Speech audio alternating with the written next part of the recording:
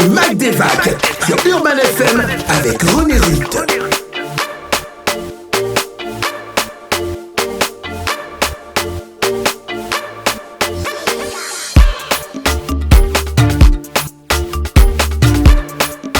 Nous avons dans le studio des 104.5 le chef Anton qui vient nous présenter son livre Goût d'Afrique. C'est bien ça, dans la séance délicate se tiendra ce samedi 7 août à l'hôtel Onomo. Chef Anto, c'est quoi un velouté glacé de gombo?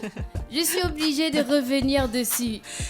Un velouté glacé de gombo, en fait, c'est la soupe de gombo. Je me suis inspirée de la soupe de gombo que l'on retrouve, en fait, la soupe de gombo que l'on retrouve un peu partout, que ce soit en Afrique centrale ou en Afrique de l'Ouest.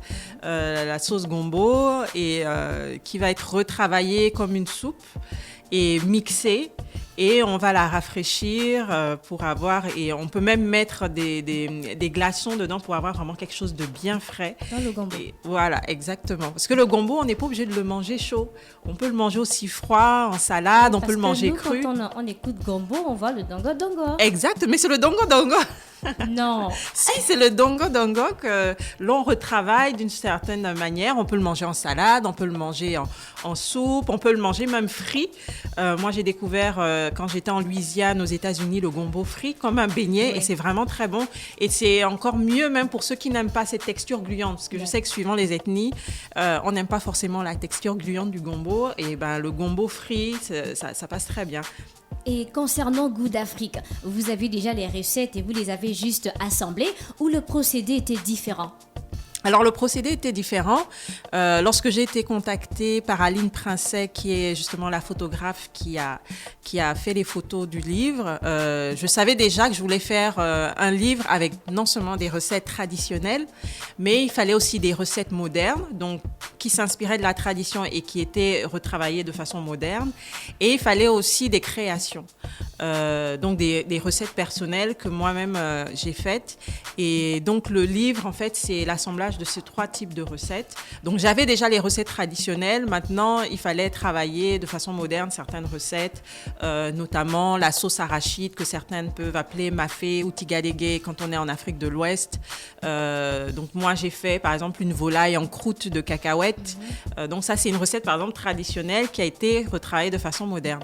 Et puis, dans les recettes qui sont des créations, par exemple, il y a la tatin de mangue où je me suis inspirée d'une recette d'un chef pâtissier qui est très connu en France, qui s'appelle Christophe Michalak. Et du coup, je me suis dit, avec les fruits de chez nous, comment on peut faire la même recette? Oui. Donc voilà, c'est vraiment ce travail-là qui a pris vraiment de longs mois avant de pouvoir sortir le livre. Et on retrouve combien de recettes à peu près et de quelle région?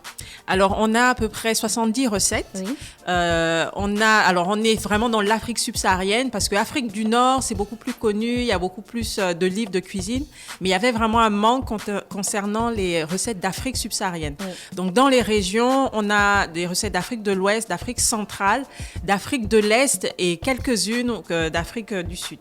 D'accord. Alors, comment vous arrivez à personnaliser les recettes de certaines régions? Parce que je pense que si vous allez, par exemple, en Éthiopie, il y a un plat national. Vous revisitez le plat. De quelle façon vous le faites? Alors, c'est pas toujours évident. Déjà, même quand on part une recette du Gabon, si je fais les feuilles de manioc, moi, j'ai appris d'une certaine façon avec ma maman. Oui. Vous allez me dire, mais moi, ma mère, elle ne fait pas comme ça. C'est pas comme ça qu'on fait la recette. Donc, il y a souvent ce débat entre quelle est la vraie recette et quelle est la fausse, en fait. Donc, pour déjà faire une recette, c'était pas toujours simple, mais il fallait voir, en fait, qu'est-ce qui nous rassemble. Quelles sont les étapes qui sont communes, par exemple, à une recette, notamment quand on fait, par exemple, les feuilles de manioc. Quels sont les ingrédients qui sont communs et ensuite alors je pars du principe que moi je cuisine sans cube. J'utilise que des épices locales. Donc, il fallait se dire aussi comment, lorsqu'on n'utilise pas tous ces additifs alimentaires et qu'on n'utilise que des produits locaux, comment on fait pour avoir vraiment le goût juste. Donc, il y avait tout ça pour pouvoir travailler les recettes. Je viens de tomber sur une recette. Dessert. Ananas rôti aux épices crumble de manioc, chef Anto. chef Anto, dites-nous un peu plus sur ce plat. Alors, ananas rôti aux épices, alors ça, c'est... Crumble de manioc. Crumble de manioc. Ok. Alors, beaucoup ne savent pas. Alors, j'ai découvert ça lors d'un voyage, lorsqu'on a tourné, notamment pour Canal+, en République démocratique du Congo, la farine de manioc, donc qui est vraiment le tubercule de manioc, qui est complètement déshydraté, parce qu'il faut savoir que le tubercule est riche en eau, complètement déshydraté et mis dans des moulins. Donc, on a une poudre blanche qui ressemble à de la farine. Et ce qui est intéressant, c'est que cette farine-là, elle est sans gluten, donc pour tous ceux qui ont des intolérances au gluten ou qui digèrent mal la farine de blé parce que ça peut donner des ballonnements. Et donc, un jour, je n'avais plus de farine de blé pour faire un crumble. Et j'avais en recette amidon de manioc que j'avais ramené de RDC. Je me suis dit, tiens, et si je faisais mon crumble avec ça, je vais voir comment ça réagit. Et j'ai été vraiment surprise par le résultat parce que ça fonctionne. Et en plus, c'est beaucoup plus croustillant. Et je me suis dit, mais en fait, on a tout sur le continent et c'est nous-mêmes qui négligeons, quoi. Donc, du coup, même ceux qui font des pâtes brisées et tout ça, du pain, j'ai rencontré quelqu'un qui fait du pain avec de la farine de manioc au Bénin. Oui. Et je me suis dit, mais en fait, on néglige. Le goût est différent? Le goût est un tout petit peu différent. Mais si on ne vous dit pas, vous allez sentir un goût, mais vous n'y ferez pas franchement attention. La présentation compte beaucoup pour vous parce que là, je vois un raviol de folo maquereau fumé. Et c'est pas ce que je vois d'habitude, quoi. Qu'est-ce qui se passe? Oui, la présentation compte beaucoup parce que des gens mangent avec les yeux. Et surtout, quand on parle de nos recettes d'Afrique subsaharienne, il y avait vraiment... Quand vous tapiez sur Google, franchement... Visuellement, ça donnait pas envie.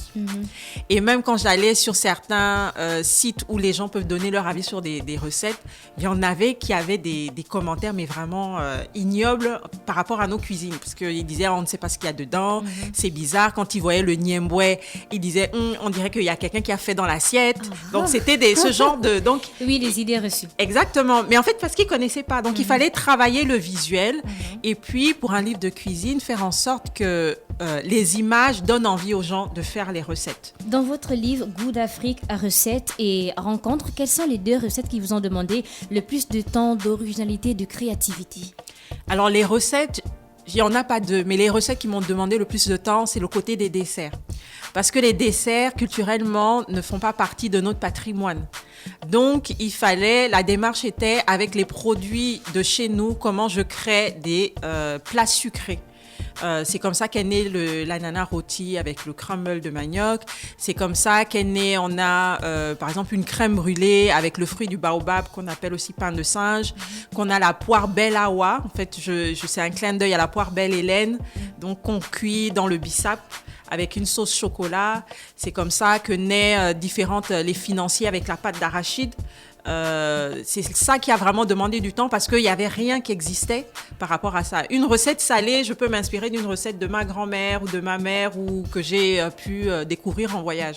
Mais tout ce qui était sucré, il fallait vraiment créer, doser. En plus, la pâtisserie, c'est vraiment, on vous dira, une science exacte. Donc, il fallait peser, il fallait vraiment être sûr que n'importe qui, lorsqu'il refait la recette, il retrouve vraiment la même chose. D'accord. Le samedi 7 août, vous avez prévu une séance de dédicace pour Goût d'Afrique. Il y aura quoi au programme? Alors oui, le samedi 7 août, on sera à l'hôtel Onomo. Alors il faut savoir que j'aurais aimé faire, normalement la séance de dédicace était prévue l'année dernière, oui. Mais l'année dernière on n'a pas pu voyager.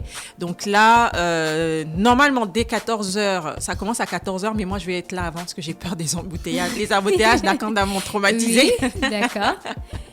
Donc, je serai là un peu avant. Et le but, c'est de vraiment... donc, il y a beaucoup de gens qui me disent, mais quand est-ce que vous venez au Gabon? Nous, on veut vous rencontrer. On a des questions à poser. Donc, c'est aussi un moment d'échange, le moment de faire des photos. J'ai ramené des exemplaires de livres. Alors, il ne m'en reste plus beaucoup. Parce que depuis que j'ai dit que je suis là, il y en a beaucoup qui ont... Vous faites une séance photo. Il n'y a plus beaucoup de séances dédicaces. Il n'y a plus beaucoup de livres. Il n'y a plus beaucoup de livres parce que les Gabonais, dès qu'ils ont su que j'étais là, il y en a beaucoup qui ont réservé leurs livres, qui ont déjà acheté leurs livres. Donc, le stock que j'avais ramené en me disant peut-être que je vais pas finir, il est quand même quasiment aux 2/3 terminé. Donc il m'en reste quelques-uns. J'espère que ça tiendra jusqu'à samedi. Et donc il y aura une séance de dédicace qui est prévue. Et le tarif du livre? le tarif du livre, il est à 30 000 francs CFA. D'accord, 30 000 francs. Et ceux qui ne seront pas disponibles, ils peuvent appeler, réserver, se faire livrer? Alors, ceux qui ne sont pas disponibles, moi, je suis encore là quelque temps. Il y a possibilité de pouvoir me contacter, de voir comment, par Airtel Money, je peux récupérer, qu'ils puissent payer leur livre. Je peux le réserver aussi en attendant que les personnes, parce qu'il y en a de Port-Gentil qui m'ont dit, mais nous, on est à Port-Gentil, comment on fait? Parce qu'il faut penser aux gens qui sont aussi à l'intérieur. Je suis d'accord, je suis tout à fait d'accord. Mais le livre, en fait, à lui tout seul, il fait 1,5 kg. Okay. Donc, les kilos pour ramener des livres, oui. c'est pas évident. Donc, en plus, je ne pensais pas qu'il y aurait autant de gens qui en demanderaient, parce qu'en plus, il y a quand même pas mal de livres de cuisine qui sont sortis dernièrement. Et donc, qu'ils me contactent sur mes réseaux, que ce soit Instagram, Facebook, le chef Anto, et puis on voit comment... Il y a un contact ?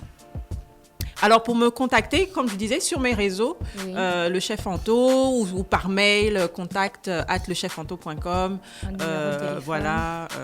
Alors, je ne connais pas mon numéro de téléphone. C'est sur votre page. Hein. C'est sur votre page, donc allez-y sur Facebook, je ne connais sur pas Instagram. Je ne connais pas mon numéro gabonais par cœur, mais... c'est pas un souci. Donc, sur Facebook, en plus sur Facebook, si vous allez, il y aura plein d'images. Exactement. Donc, on rappelle que c'est samedi 7 août, à partir de 14h à l'hôtel Onomo. Hôtel Onomo, tarif du livre 30 000 francs CFA. Donc, à partir de 14h, si vous venez un peu plus tôt, il n'y aura pas de problème, évitez les embouteillages. On a fait le tour des questions. Vous avez autre chose à ajouter, chef Anto? En tout cas, je suis très ravie d'être à Libreville. Ça faisait un moment que je n'étais pas venue. Et en tout cas, merci de me recevoir. Et j'espère que vous serez nombreux samedi à Onomo pour découvrir le livre, pour acheter le livre ou pour juste me rencontrer. Merci. C'était le chef Anto dans le Mac d'Eva qui venait nous présenter Goût d'Afrique qui sera en séance dédicace le samedi 7 août à l'hôtel Onomo à partir de 14h. Donc, Goût d'Afrique du chef Anto. Merci. Bonne journée à vous sur Urban FM 104.5, la station urbaine. À retrouver la vidéo de l'interview sur la chaîne YouTube de la radio Urban FM 104.5, la station urbaine. C'était l'interview dans le Mac d'Evac.